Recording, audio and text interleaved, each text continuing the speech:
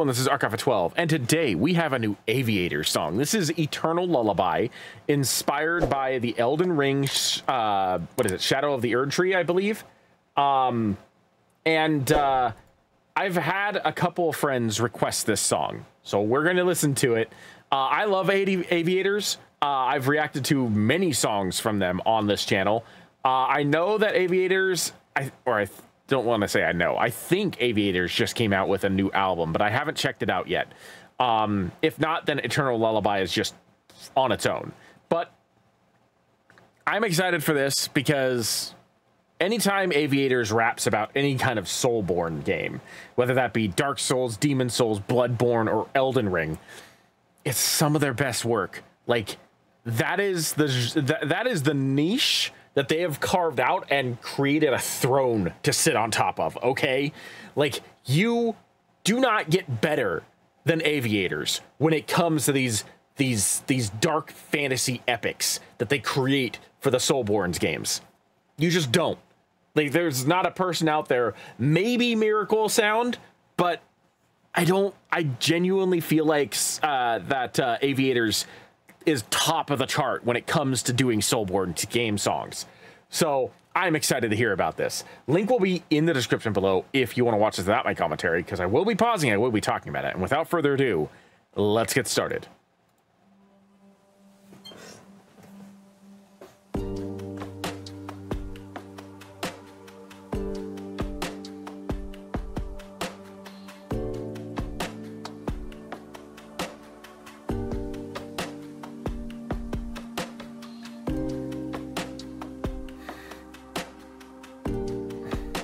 Trina, huh? Okay. I obviously, as I've said many times before, I know nothing about Elden Ring or Dark Souls or Demon Souls or Bloodborne, so I don't know any of the context behind what's going to be sung here. So I don't know who Saint Trina is. I'm guessing Saint Trina is a character in Elden Ring Shadow of the Erd Tree. So going into that, I don't know if that's a boss. I don't know if that's a helper. I don't know who Saint Trina is. But I imagine that we're going to find out. Also, can I just say that because my favorite video game series when it comes to like long form video game storytelling is the Legend of Heroes series, the JRPG series Legend of Heroes, like Trails of Cold Steel, Trails Through Daybreak, Trails in the Sky, etc., etc. I wish that Aviators would do a song about those games. However, I also understand why that would be nearly impossible for one person to try and like do research on those games, because each one of those games is like 100+ hours long, and there's like at this point 12 or 13 games in the franchise. No, there's, I think someone put it together that like if you were to play from the first Trails in the Sky game all the way through Trails of the Daybreak 1, you would be playing 1, 2, 3, 4, 5, 6, 7, 8, 9, 10, 11 games so far. So yeah, almost 12. It's going to be 12 when Daybreak 2 comes out. And 753 hours minimum. And that's not assuming that that you went back and replayed Trails of Cold Steel 2 the second time to get the true ending. So I understand why you don't do that. But I wish you would. I honestly do.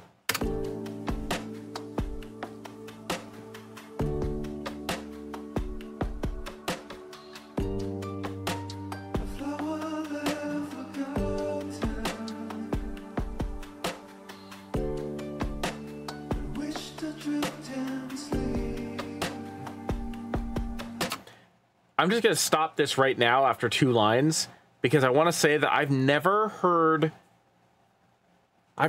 Aviators go this high pitched before, both right off the bat and sustained. Maybe like a word or two, possibly a line, but like this feels different than some of the other things that I've ever heard them play. I've never heard Aviators sing like this before. Not sustained anyway. Maybe just a couple words, but they're usually middle of the road or maybe even a little bit deeper into the register. I've never heard them pop the octave that high before.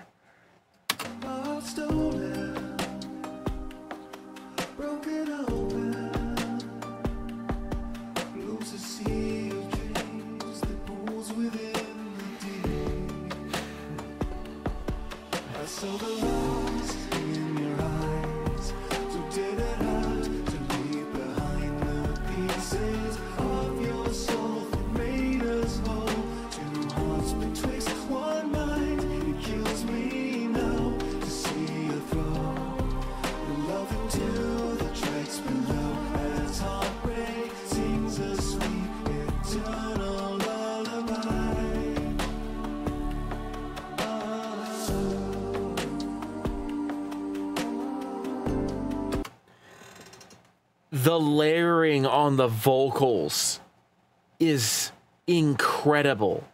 You can hear every single different version of those lines, every octave change in the, like from the high register down to the low register. So immaculate.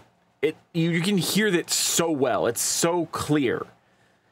And I feel like for some songs that wouldn't work very well, like Aviators is traditionally doing that. Like they normally layer the vocal ranges like considerably. There's usually like 3 or 4 different vocal like different versions of the same line layered on top of each other to give it to a sound, to make it sound like there's a choir going on. But for some reason, with the toned down, quieter instrumental, you can hear every single layer far better than you ever could before. And it sounds so good. A little bit ominous, a little bit like, I'm not going to say threatening, but definitely foreboding. But it's beautiful.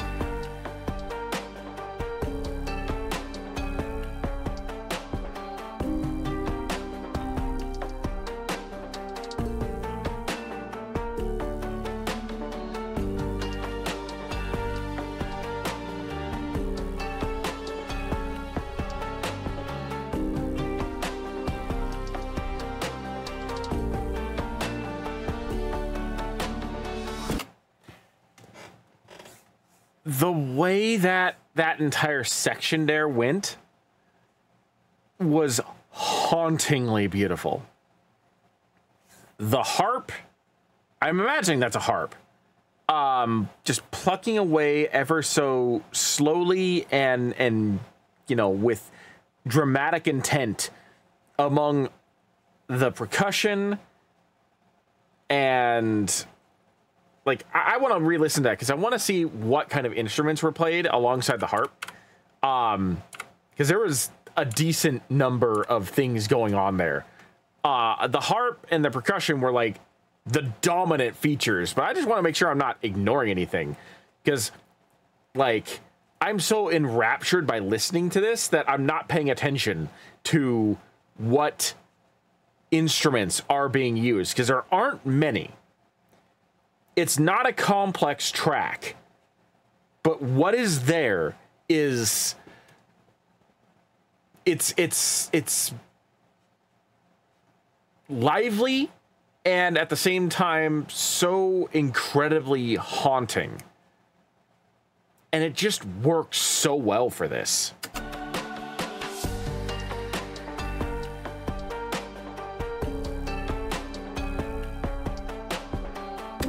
Like there's one particular instrument that I cannot identify. I don't know if it's like specifically mixed or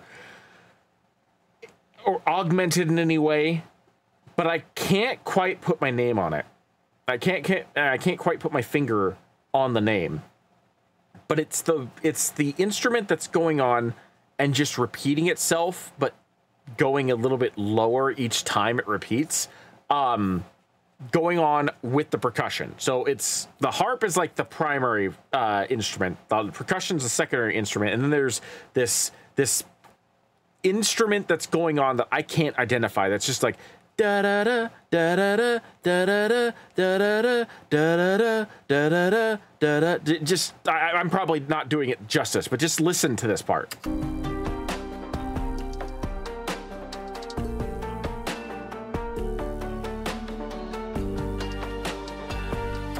And then you get the other strings coming on top of it, so it kind of drowns that out. But if you heard that little that instrument there, something about that, I don't know why, but something about that mixed with everything else is what's making this sound so unsettling. Like it's gentle but ominous. Does that make sense? Like, am I making sense here? Because that's how I'm reading it right now, is it's gentle but ominous.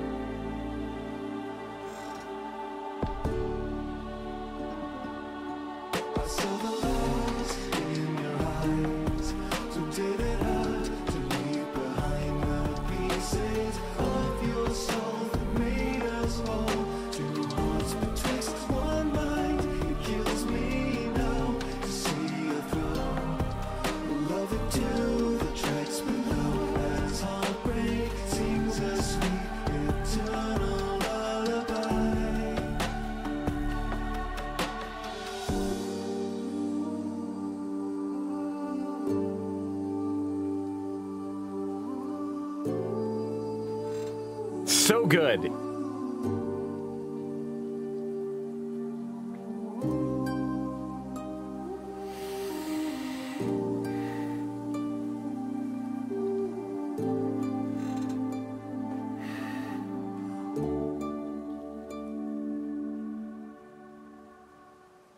It's another masterpiece. Absolutely 100%. Now,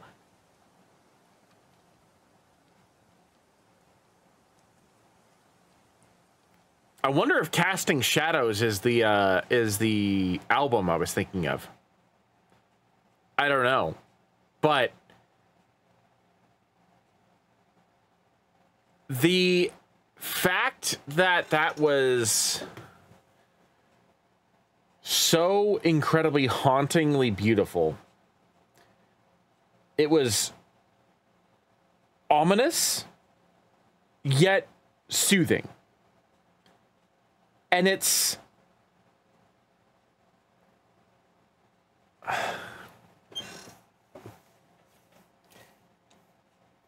proof of what I was saying before, that Aviators is just top of the game. They are the king of this particular part of nerdcore when it comes to the Elden Ring, Dark Souls, Demon Souls, Bloodborne style songs. You don't get better than these songs when it comes to this game. There are a lot of great songs out there, but when you start talking about these epic fantasy type games, Aviators is top of the list. They're the ones sitting on the throne. Hands down, no questions asked. If anybody ever asks me what my favorite like Elden Ring song is, it's going to be a song from Aviators. It might fluctuate every once in a while, but it's going to be a song from Aviators. Same with Dark Souls, Demon Souls, whatever. Any SoulsBourne game song, the first thing that's going to come to mind is Aviators. And it's songs like that that solidify that position. But anyway, that's going to be it for me. Thank you for joining me. I am Markoff12, and I will see you in the next video.